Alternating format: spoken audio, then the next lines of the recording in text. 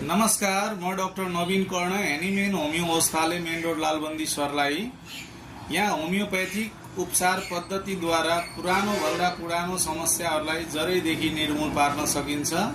हाम्रो यहाँ उपचार हुने रोगहरू हाड जोड्नी तथा नशा सम्बन्धी, पुरानो ग्यास्ट्रिकको समस्या, कब्जियतको समस्या, पेटमा हुने ulcer, peptic ulcer, duodenum ulcer को साथ पिसाब थैली र किडनीमा पत्थरी को साथ पाठेघरमा मासु पलाएको, सेतो पानी बग्ने, आङ तल झर्ने जस्ता समस्या भयो, पुरानो पिनास भयो, माइग्रेन आदि टाउको दुख्ने समस्या, कानको समस्या, पुरानो टोन्सिल को साथ महिला तथा पुरुषको गुप्त रोग सम्बन्धी सम्पूर्ण रोगको उपचार होमियोपैथिक पद्धतिद्वारा गरिन्छ।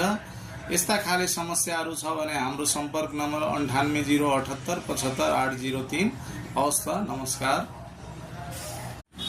नमस्कार, म डाक्टर नवीन कर्ण एनिमेन होमियो औषधालय मेन रोड लालबन्दी सर्लाही। आज म कान सम्बन्धी केही समस्याको बारेमा जानकारी गराउँदैछु, साथै होमियोपैथिक उपचार यसमा कतिको प्रभावकारी हुन्छ।